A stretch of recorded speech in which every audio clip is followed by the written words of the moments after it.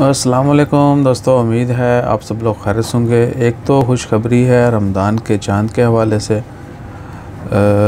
जितने भी माहिर फ़ल्कियात हैं और बाकी इस्लामिक कैलेंडर को देखते हुए एक्सपेक्टेड है कि 2 अप्रैल को रमज़ान का चाँद नज़र आएगा और 3 अप्रैल को बहुत सारे मुल्कों में रमज़ान का पहला रोज़ा रखा जाएगा इंशाअल्लाह ताला खैर। और इसके बाद दूसरी ख़बर जो है वो है पाकिस्तान के हवाले से। असद उमर NCOC के सरबराह जो हैं उन्होंने अनाउंसमेंट कर दिया कि पाकिस्तान में कोविड के हवाले से जितनी भी पाबंदियां थी, सख्तियां थी, वो ख़त्म। तमाम कोविड-19 के हवाले जितनी भी सख्तियां थी, पाबंदियां लगाई गई थी, वो ख़त्म करने का ऐलान कर दिया गया है। आज 16 मार्च 2022 और दिन है बुध का।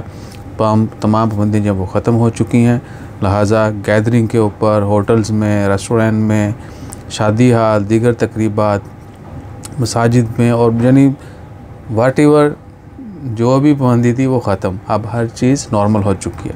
बस वैक्सीन का कहा जा रहा है कि वैक्सीन जिन लोगों ने नहीं लगवाई और जिन लोगों ने सेकंड डोज लगवानी है वो लाजमी तौर पे कंप्लीट वैक्सीन जो है वो करवा लें।